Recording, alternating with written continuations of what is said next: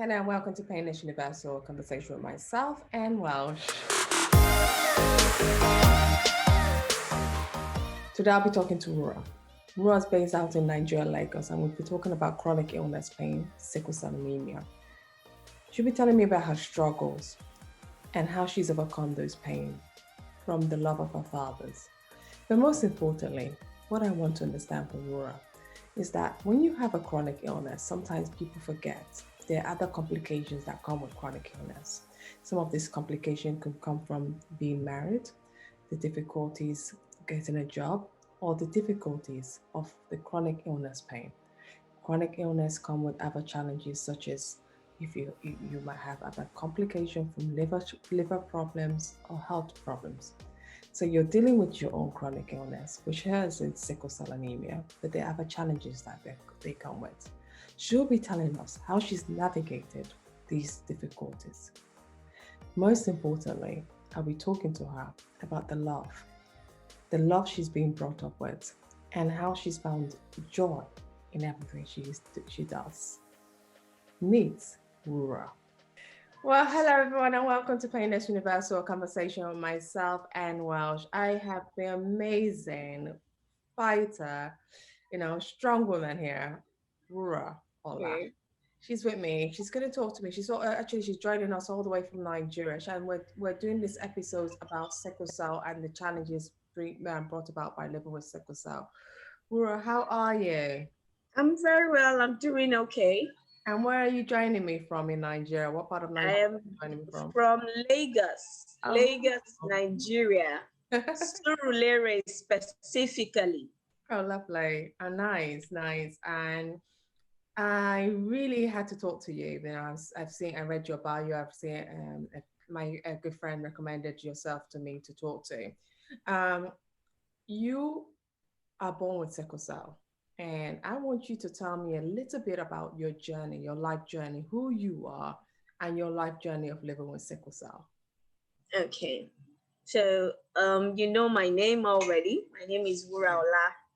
Um, um, my father was AS and my mom is AS. So I am um, my mom had four of us, four girls. So two passed away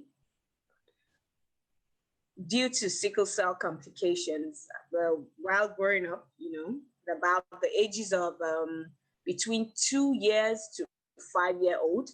And then my sister and myself, my elder sister is AS, while I'm the living SS. So while growing up, because of the experience of the ones that had passed away, so my father managed to, educate me and make me understand that I have to live my life taking medication for the rest of my life. So he educated me early, So each time I didn't take my medication while I was growing up, he would ask me to close my eyes, shut your eyes, and can you see anybody? I'll say no, that I can't see anybody. Okay, if you don't take your medicine, that's how you won't see any one of us again. So that got me motivated, and I kept driving at taking my medication daily and taking a lot of water.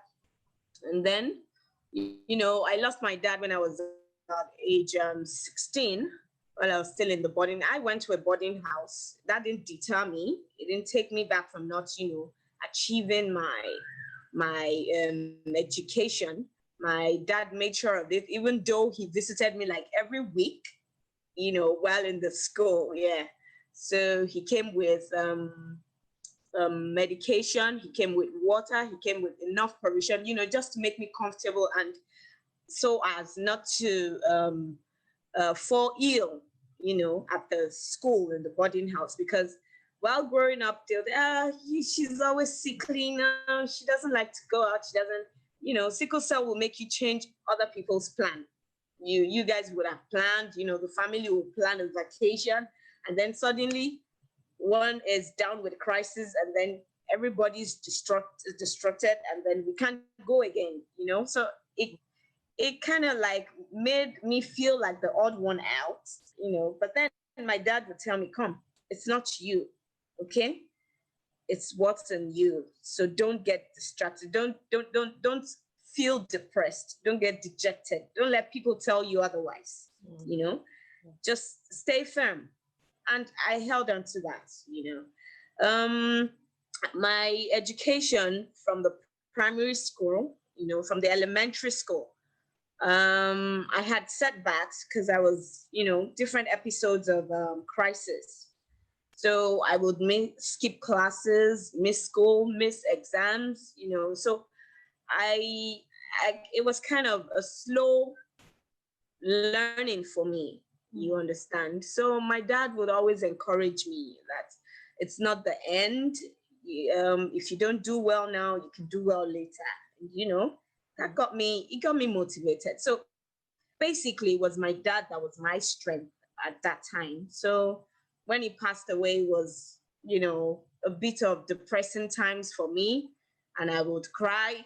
But my sisters, my mom, and every other person, because my dad later had to marry another wife that gave him more kids apart from myself and my elder sister. So we all grew up together, and you know, there's this oneness. And there was my dad educated every other person in the family that this is the situation of your sister, and you have to rally around her anytime she's down.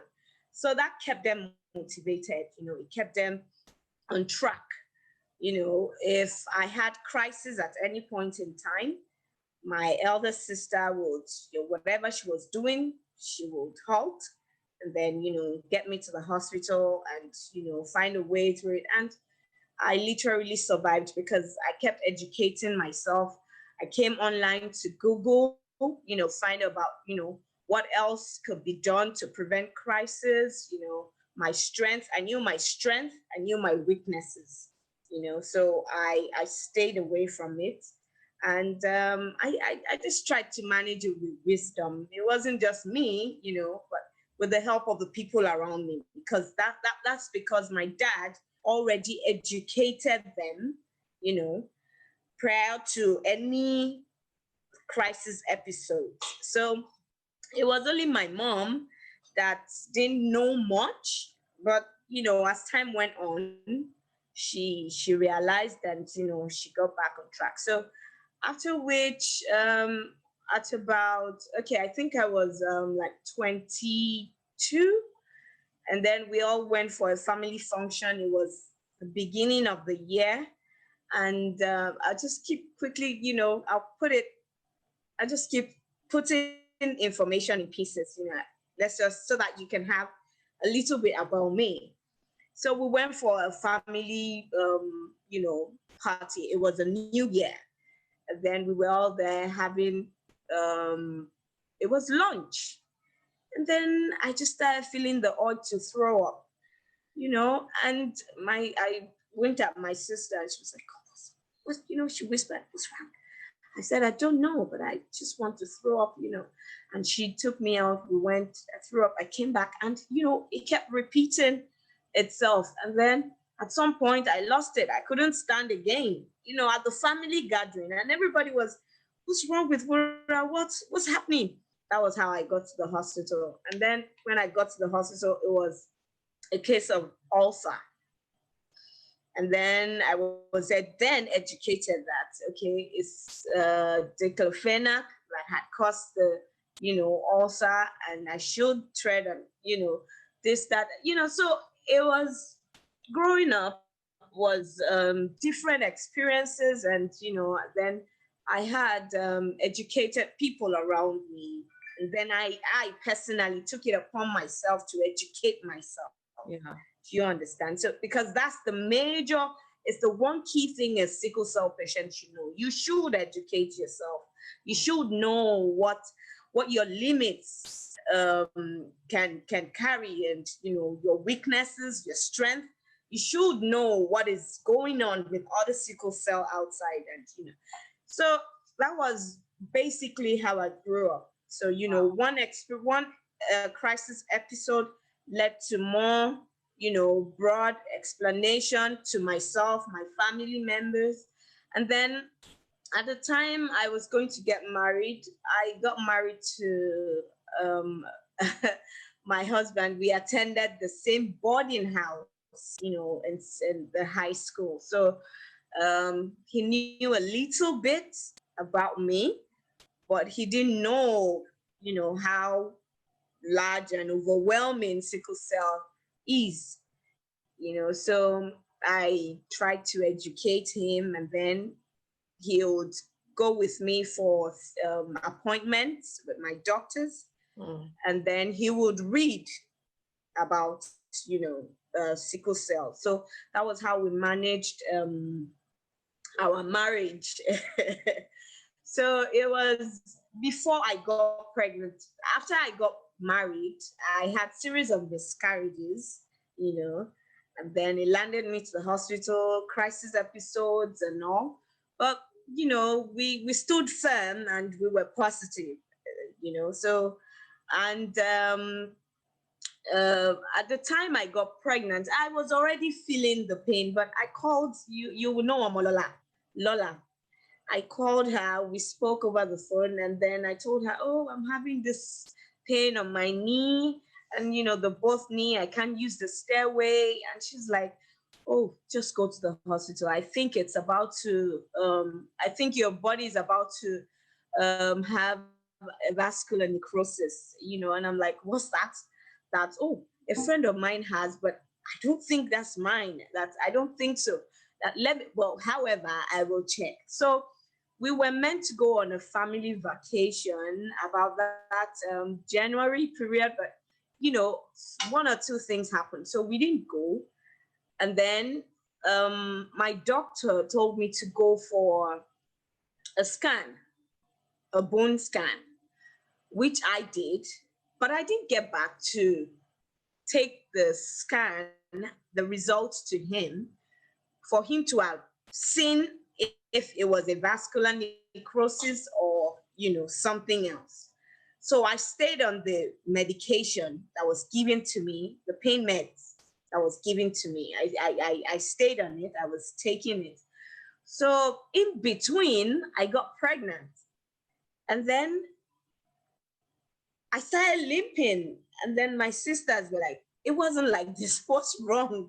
I said, yeah, I've had some scan in the past, but I don't know that. And they were like, oh no, you just have to check. And then my gynecologist was like, no, you were limping to start with, your SS. You can't go through a normal delivery. I said, yes, I know. That I know. And the reason why we are limping, we have to know. I said, okay, no problem. I was about 18 weeks gone, and I had to go for some series of MRIs, scan and all that. And then when I got to the MRI center, they were like, oh, for a pregnant woman, no. And they sent me back, and my doctor called me immediately and said, no, there are ways you can go about it without no harming the baby, so we need to see the MRI to help us push her through. And then they had it done for me. And then that was when it was done on me that, okay, I have a vascular necrosis on both hips. And was I depressed? No, I wasn't, because I've asked my friends about, them, their journey through a vascular necrosis. So it was something I thought I could manage, on my own. So when the pregnancy advanced, my husband, because our house it doesn't have an elevator, it's just a stairway. So my husband had to tell me to go to my sister's house so that I could be comfortable there without not using a stairway, because he kept on following me to the medical appointments. So he heard, And he told me, see, it's not that our marriage is going to break, it's just for the safety of you and the baby. Yeah. So he understood, So you have to marry someone that actually understands you medically, not just emotionally, but medically. So I came to my Let me just cut you so people who are listening can understand. okay. Yeah, because it was so detailed and there was so much information you poured out on us. Yeah. Before we get to the pregnancy stage, I just want to know a little bit about growing up with sickle cell. As a person, child growing up with sickle cell, knowing that your sibling passed on from the disease, how did that affect you growing up with sickle cell? It didn't really affect me because I had my dad stood by me. Mm. It didn't really, he spoke to me every day. He assured me Yeah. that I will be better, and I can be a better person. So he basically spoke with me every morning, after breakfast, and he'll tell me, what do you want? He would ask me questions. So it didn't really affect me. He didn't make me feel that I had lost sisters,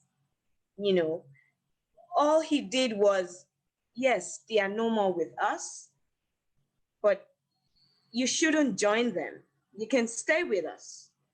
You can grow up and have your own kids, So he managed that properly. He managed it well. How he did, I don't know. But my dad really did a good job, doing that. That's a very interesting thing because I've talked to so many people, not just people with sickle cell, but people living with chronic illness. And the key thing I keep hearing again and again is that love. When someone doesn't put something in your face, when someone believes in you, automatically you start believing in yourself. Exactly. You start excelling. Going on to that, you had this very positive father who believed in you and brought you into to be this young lady who was so determined and kept so successful. Then you went on, because I was just listening to your story. I'm like, wow, what an amazing story. You went on to get married. When a lot of sickle cell sufferers are told that they shouldn't get, well, I don't know, they can get married, but they're always scared because of meeting the right man. And before I interjected, you said something about your husband. How did you know he was the right one? Because so many girls are this is their biggest fear. And I also think as men as well, is finding that right one that believes in you.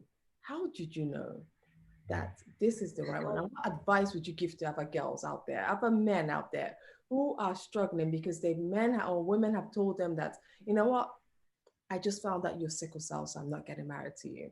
What would be your advice and how did you know?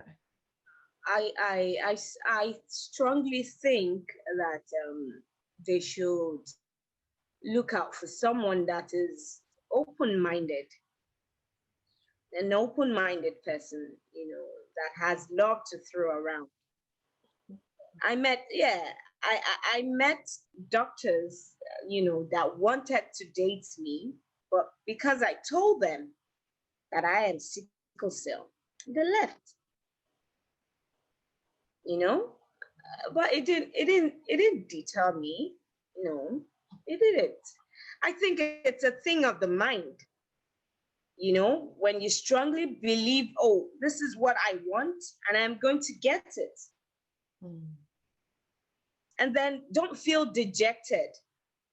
You see, people make you feel dejected. Yeah, as a sickle cell person, the sickle, she's always down. She's always, don't let people get at you with their words.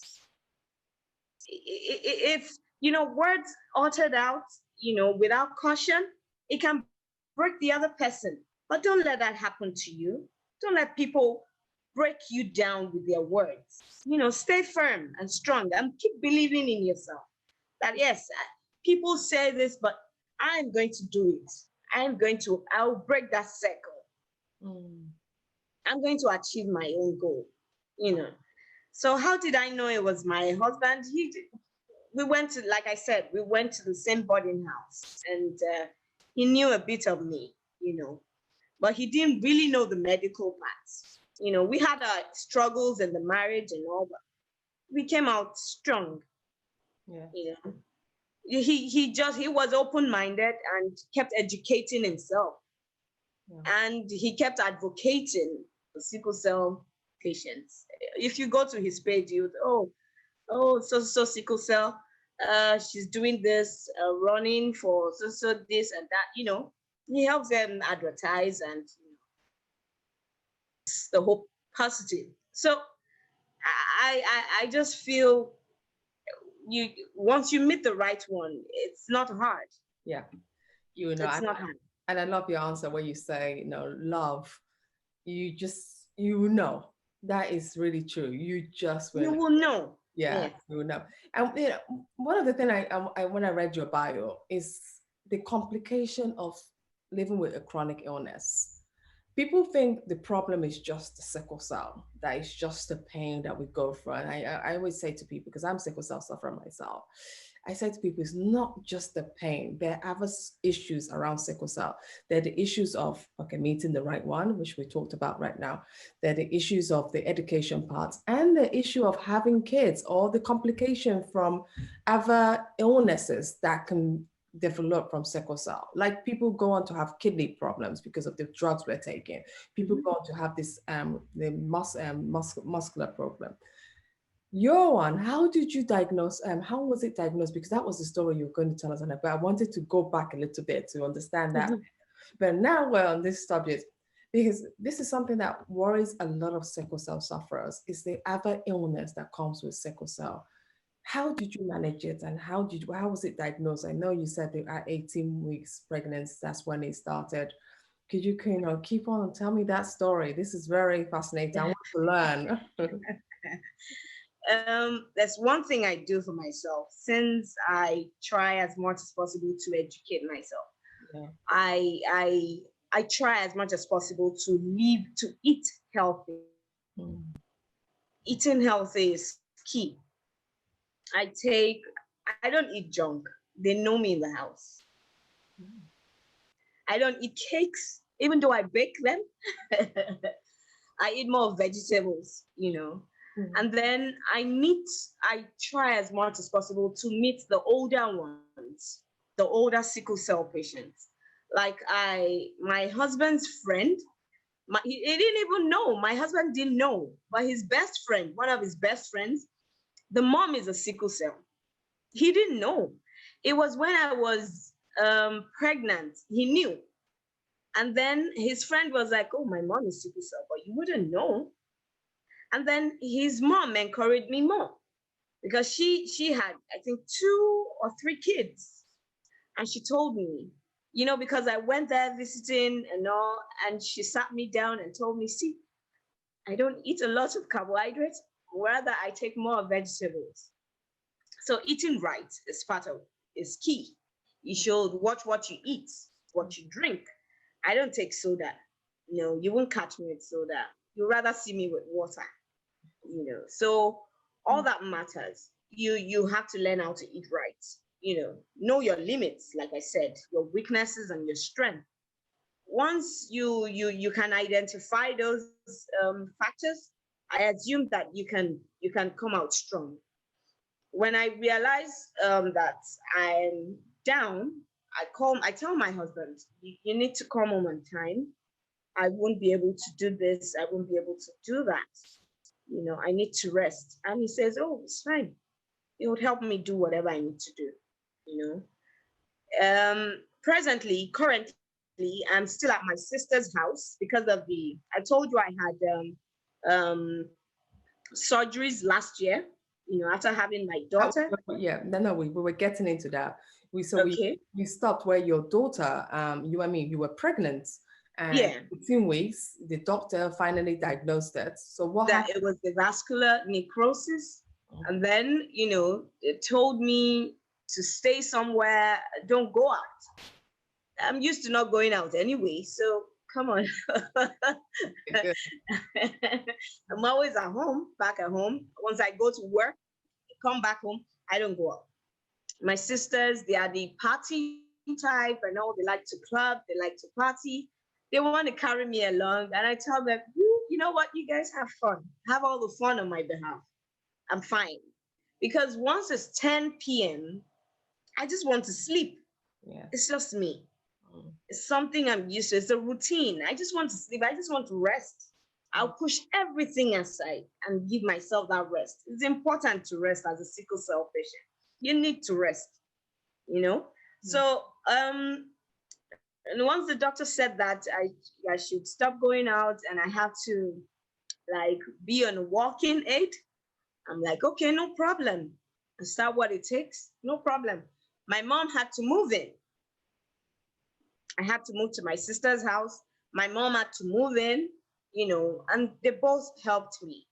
Days where I had crisis, you know, I was taken to the hospital, spent 3 days, a week, bounce back and come back home, you know, but getting close to the, you know, appointed time I was going to, you know, my delivery date, I had this major crisis. I've never had that before all my life. In my entire history of having crisis episodes, I've never had that, you know. So I basically was at the hospital at the beginning of December 19, specifically, you know, and then I was there, the crisis got to my head. There was no veins, it was collapsed. And then the doctor told my sister that we shouldn't let her go into coma. Why? We can't get her veins to, you know, get her fluid and all. We need to have what's it called? This is feminine line. The feminine line, yes. Yeah, you know. So we had to go through that. And then I became stable after about 2 weeks. You know, it was getting to the end of the year. And then my sister was already destabilized. My mom was destabilized. My husband was, he just didn't say anything. I knew he was done, you know. He was afraid, he was scared, and he just wasn't talking. But my sister kept encouraging him. My friends came in to visit me, you know, thereabout. And then after 2 weeks, I got myself back together. And then they told me, okay, we could have an emergency surgery to get the baby out. But they saw me stable and they told me to hold on till the 8th month. So, which I did, I managed, even though it wasn't easy getting up again, you know, the pregnancy, my stomach was big. I should have shared the pictures with you, but, you know, they're personal or private. I was practically naked. So, you know, so with the protruding tummy and all, getting down to pee, going to the bathroom, it was quite difficult, but I pulled through somehow, you know, with the strength that, no, I am going to do this. I'm going to achieve this. Even if it's just one child I have, I'm okay with it, you know. So I did all that. And then finally, the D-Day came and still they didn't get me a vein. So I had to go through the surgery. And my baby came out January 21st of 2019, specifically. So I was there till, I think, after a week, and I went back home, you know. So after then, which I came back home, my gynecologist still saw me, you know, after the delivery and all, which they now finally stopped seeing me and told me to go see my orthopedic, which I did.